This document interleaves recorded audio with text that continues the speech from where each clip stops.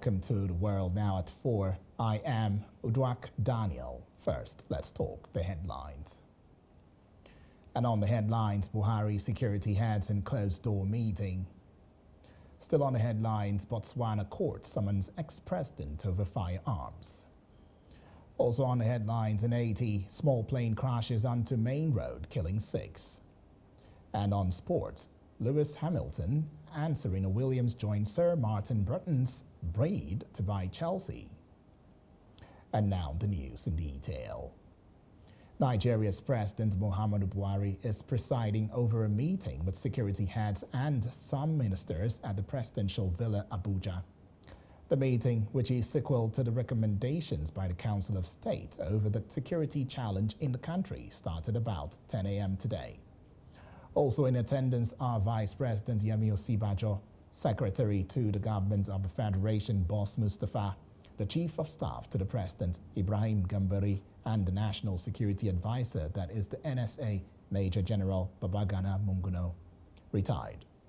The Inspector General of Police Alkali Baba Usman, the Director General of the Department of State Service, that is the DSS, Yusuf Bichi, and the Director General of the National Intelligence Agency, that is the NIA, Rufai Abubakar, are also in attendance. Away from that story, there was a fire incident at the Makudi branch of the Central Bank of Nigeria in Benue State. A portion of the bank went in flames in the early hours of Thursday. Eyewitnesses said that they noticed the fire at the back of the bank, which is located in the old GRA area, Makudi, Benue State capital. The eyewitness said it was around 7 a.m. this morning that the fire was noticed at the premises of the bank. Away from that story as well, operators of the National Drug Law Enforcement Agency, that is the NDLEA, have raided a party venue in Asokoro area of the Federal Capital Territory, Abuja, and arrested some individuals. The spokesperson for the agency, Femi Babafemi, confirmed the development on Thursday morning. According to Babafemi, the party, which was organized by 3 ladies, happened on Wednesday night. The agency has been engaged in a battle against drug abuse and substances in the country. Although Babafemi did not confirm the number of suspects arrested, a Twitter user who was present at the event during the time of the arrest confirmed that over 100 individuals were arrested. When the news returns, news from other parts of Africa. Stay with us.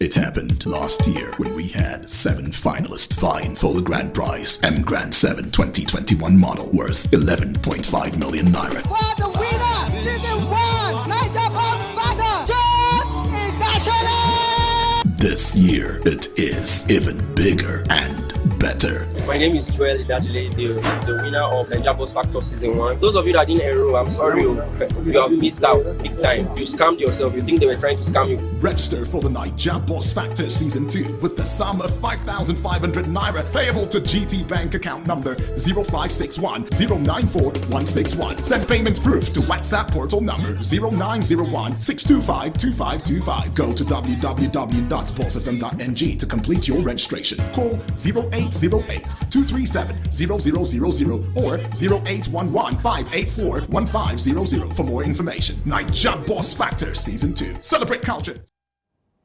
It is The World Now at 4 on Hills TV. A court in Botswana has summoned former President Ian Khama to appear before it on Thursday on multiple criminal charges, including possession of firearms. The unprecedented charge sheet showed that Khama was accused alongside his ex-intelligence chief, Isaac Gosi, former police commissioner Kabetswe Makov Gofe, and ex-deputy permanent secretary Bruno Paledi to face a total of 38 charges ranging from illegal acquisition, unlawful possession and theft of firearms. It is unlikely that Khama will appear in court in person, as the son of Botswana's founding president Seretse Khama went into self-imposed exile in South Africa in November 2021. At the time, he denied that he was fleeing Botswana, but he hasn't returned to the country since. Khama was president from 2008 to 2018 in Botswana, the illegal possession of guns could lead to a maximum penalty of 10 years in prison.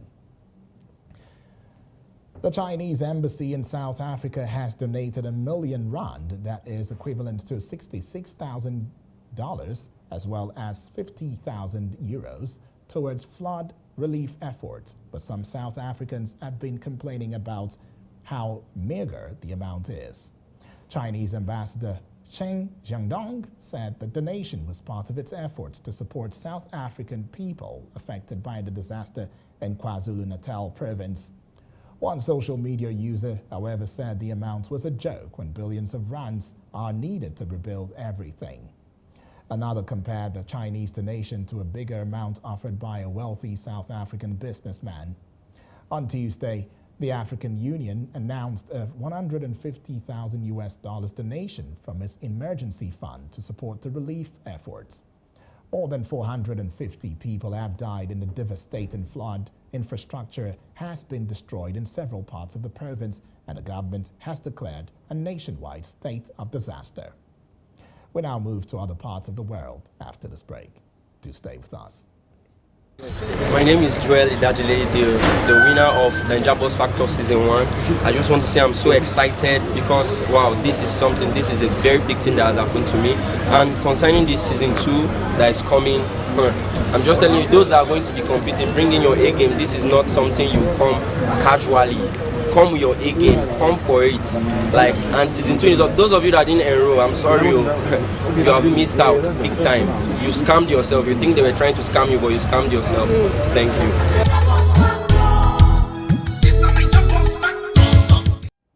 Always a delight to have you back. This is The World Now at 4 on Hills TV. French President Emmanuel Macron went head-to-head with his far-right challenger Marine Le Pen over the country's domination influence in Africa during their only televised debate. Le Pen brought it up as a way of criticizing Macron as being too Eurocentric and not global-minded. According to her, France has become a continental country. She has said, as global power, there is the need to renew their ambitions of global influence, working together with special partners, particularly French-speaking countries in Africa, who are long-standing partners of France. Macron responded by highlighting his efforts to repair relations with former colonies and addressing the legacy of colonialism. I have been to Africa more than any of my predecessors. I valued this relationship. I re-established it. I relaunched it and have been honest and brave about our history, he said. I don't think that there's the case for you. They are stunned by what they hear you. I mean, you want to ban headscarves on the streets, Mr. Macron added. French unpopularity in Africa has risen to levels not felt for decades. This is despite Mr. Macron's efforts to increase aid, initiate return of cultural artifacts stolen during the colonial wars, and reaching out to engage younger generation and the civil society. Still in the news, Belgian Foreign Minister Sophie Wilmès says she will temporarily step down to care for her husband, who has been diagnosed with brain cancer. Wilmès, who also serves as Deputy Prime Minister, will take leave until the end of summer, when her family will reassess the situation. She says she made the move in perfect consultation with the Prime Minister. In a statement, Prime Minister Alexander De Croo said Wilmès' choice commands the greatest respect, adding that the minister would not officially resign from government and that her powers would instead be temporarily transferred to other ministers by a royal decree. Wilmès wrote in a statement posted to Twitter saying, "The disease has suddenly entered our lives and, in particular, that of my husband, Christopher, who must begin, like far too many men, women, and even children, his fight against aggressive cancer of the brain." The crew said that he was temporarily assumed Miss Wilmès' position as foreign minister. A small plane has crashed onto a major road in Haitian capital Port-au-Prince, killing at least 6 people. The aircraft was on its way from capital to the southeastern port town of Jacmel when it came down in the suburb of Carrefour. It injured several people on the ground. The pilot was one of those who initially survived but died of his injuries in hospital later. Officials said engine failure was to blame. The aircraft had sent a distress signal some 20 minutes after takeoff, the country's civil aviation authority said.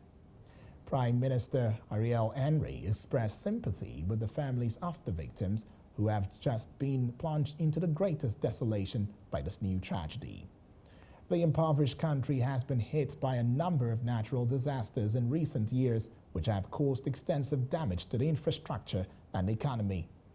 Gang violence has also worsened in the wake of the political crisis following the assassination of President Jovenel Moïse in July last year.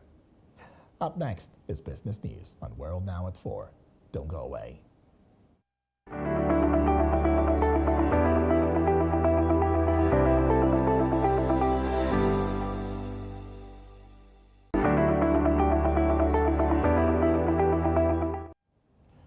You're watching The World Now at 4 on Hills TV. Talking business, at least 131,376 workers who retired from active service cannot be placed in monthly pensions, according to the National Pension Commission. Figures obtained from PENCOM show that affected workers have received all the contributions in their retirement savings accounts, totaling 32.58 billion naira, and quit the contributory pension scheme.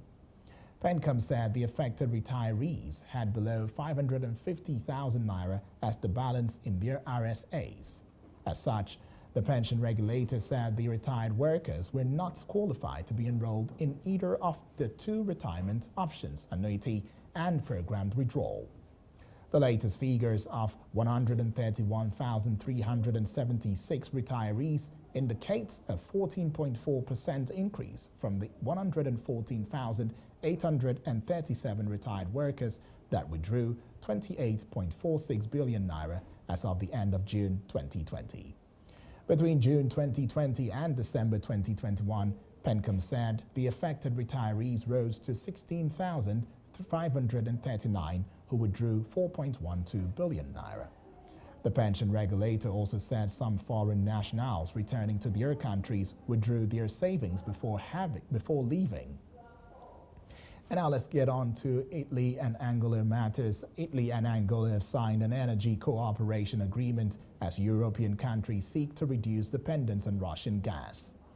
The deal aims to increase the export of Angolan gas and reduce the dependence of the European country on the Russian gas supply, privately owned. Angola 24 Horas says it was signed by Angolan Mineral Resource Minister Diamantino Azevedo and Italy's Ecological Transition Minister Roberto Cincolani in Luanda, Angola's capital. To matters concerning World Bank, just before we get on that, let us call it a break on this one as sports comes alive on Hills TV's The World Now at 4. Stay with us. My name is Joel Idajile, the winner of Naija Boss Factor Season 1. I just want to say I'm so excited because, wow, this is a very big thing that has happened to me. And concerning this Season 2 that is coming, I'm just telling you, those that are going to be competing, bring in your A game. This is not something you come casually. Come with your A game, come for it. And Season 2 is up. Those of you that didn't enroll, I'm sorry, you have missed out big time. You scammed yourself. You think they were trying to scam you, but you scammed yourself. Thank you.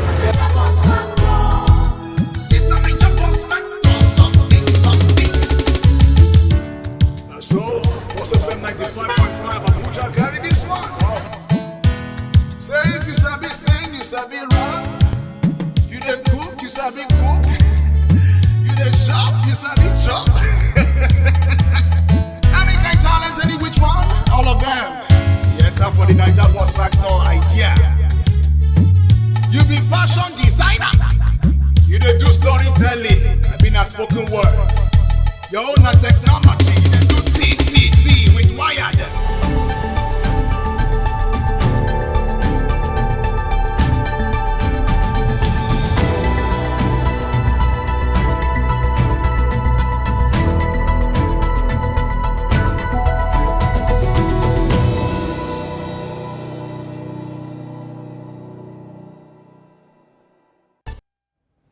Good evening and welcome to Sport News on World Now at 4. I am Memo Cynthia Asoya. Now to sports, where Raw drags Nigeria to FIFA, demands $1 million.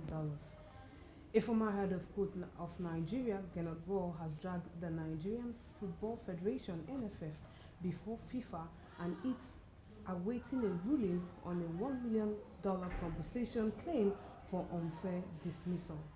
Recall that Gernot Raw was sacked in December, weeks for the 2021 African Cup of Nations in Cameroon. The Franco-German is the longest-serving Super Eagles coach, as he was appointed in August 2016. The NFF had agreed to pay Raw's salary until the end of his contract, which expires in December 2022. But he has now gone to Football World Governing Body to demand an additional sum for damages. That claim was contested by the NFF, and a FIFA tribunal looking into Raw's claim for damages concluded last week. However, a verdict is yet to be communicated to either party. Still on sports, for the breaking of the collegiate record in the 200-meter dash at the Tom Jones Memorial Classic 2022 at the weekend, Nigeria's Favour Ofuli has been named the U.S. track and fight the current crisis pitting the east and the south of Libya. Reports showed that the match was played behind closed doors in Benghazi, as the North African country have been experiencing renewed tension between rival camps for several weeks. While the coastal road linking the two cities reopened last year, travel has been deemed very dangerous given the high level of tension and numerous armed groups present in the area.